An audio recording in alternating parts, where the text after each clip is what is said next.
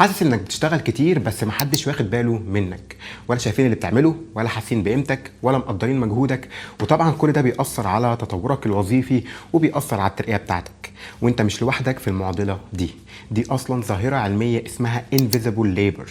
بتتكلم عن فئة الناس اللي بتشتغل بس ولا حد بيشوفها ولا بيقدرها ولا بيديها قيمتها الحقيقية. والحل بسيط بس محتاج شوية تركيز وتصميم منك عشان تقدر تغير حياتك الوظيفية. انا اسمي شادي السيد، مستشار تسويق وبراندنج. اشتغلت مع وكالات ومع مؤسسات عالمية، وهدفي من الصفحة دي اني اديك ناتج خبرتي واساعدك تتطور في حياتك المهنية، سواء في وظيفة او في بيزنس.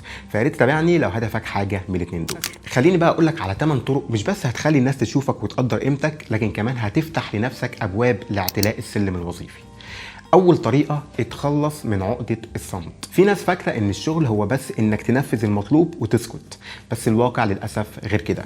لو مش بتتكلم عن اللي بتعمله محدش هيعرف انت بتعمل ايه. وده مش معناه انك تتكلم كتير، لكن تتكلم صح. يعني تقول انك اشتغلت على المشروع الفلاني وحققت نتيجه كذا، تحط الارقام، تقول الطريقه، توضح مساهمتك.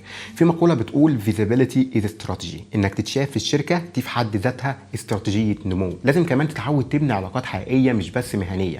اعزم زميل من قسم تاني على قهوه، اساله عن شغله، احكي له عن اللي شغال عليه. انت هنا بتحاول بقدر الامكان تعمل دوشه عن نفسك، لانك مش عارف الشخص ده هيتكلم مع مين بكره او قصاد مين. فلازم تخلق فرص لنفسك تتكلم فيها عن شغلك للكبير والصغير. تاني طريقه، دور على المشاريع المهمه وادخل فيها. الناس اللي بتترقى مش دايما اشطر ناس، لكن هم اكتر ناس ظهروا في الوقت الصح وفي المشروع الصح. ادخل في مشاريع عليها العين، المشاريع اللي فيها مديرين كبار او ليها علاقه بهدف استراتيجي للشركه. ولو المشاريع المهمه مش في ايدك، اتكلم واطلب انك تكون جزء منها.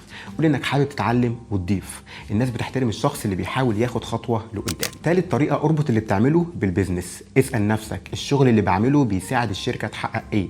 لو مش شايف اجابه واضحه، فغالبا مجهودك مش باين، لان ملوش تاثير مباشر. الشركات مش بتدور على الناس اللي بتشتغل كتير، بتدور على الناس اللي بتعمل تاثير. خلي كل تاسك بتعمله مربوط بهدف واضح، تقليل تكلفه، تحسين تجربه عميل، زياده المبيعات، اي حاجه ليها وزن.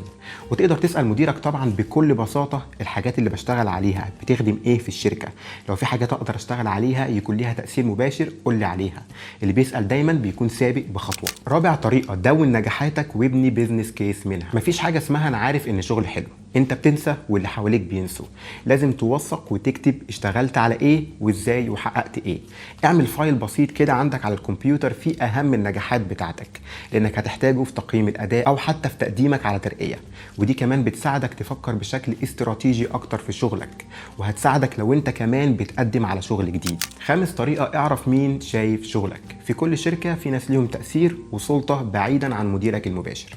ناس وجودك في مشروع معاهم ممكن يفتح لك ابواب، ناس ليهم كلمه جوه المكان.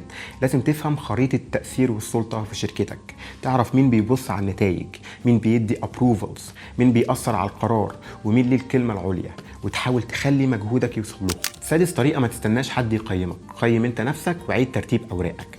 كل 3 شهور سجل ايه اللي اشتغلت عليه، ايه اللي نجح، ايه اللي محتاج تطوير. الطريقه دي هتفتح عينك على الحاجات اللي محتاج تشتغل عليها قبل ما حد يجي ويقول لك عليها. كمان هتفتح عينك على فرص تطوير، سواء في طريقه عمل فريقك بالكامل او في طريقه عملك انت. سابع طريقه، اطلب فيدباك. لما تسال حد عن رايه، انت بتديله فرصه يحس انه شخص بتثق فيه، وبتظهر له انك مهتم بتطوير نفسك وبتطوير الشغل. ده غير انك هتعرف ايه البلايند سبوت عندك، الحاجات اللي انت مش شايفها ومحتاج تتطور فيها. كمان دي فرصه انك تبني علاقه وتبين حرصك على الشغل. تامن واخر طريقه، دور على فرصه تعلم فيها اللي حواليك. اي حاجه اكتشفتها او اتعلمتها شاركها. ممكن تكون شورت كات وفرت وقت، او اداه سهلت حاجه، اشرحها وعلمها لغيرك. اعمل سيشن صغير او حتى قولها وانت قاعد مع زمايلك. الشركات دايما بتقدر الاشخاص اللي بيطوروا من اللي حواليهم. كمان انت هتحط نفسك في مكانه الخبير، ودي صفه مش اي حد يقدر يوصل لها. كده انت بقى معاك 8 طرق تقدر تظهر بيهم نفسك في الشركه. وانا شفت الطرق دي بتتنفذ قدامي وشفت نتائجها. فعايزك تبتدي تقعد مع نفسك وتحط خطه لتنفيذهم. وقول لي في التعليقات لو عندك سؤال لاي اسلوب منهم. اتمنى لو الفيديو عجبك تعمله لايك عشان تساعد القناه تكبر، ويا ريت تتابعني عشان ما يفوتكش الفيديوهات الجايه. انا بنزل فيديوهات بشكل اسبوعي، فاكيد هتلاقي فايده في حياتك الوظيفيه. والسلام عليكم.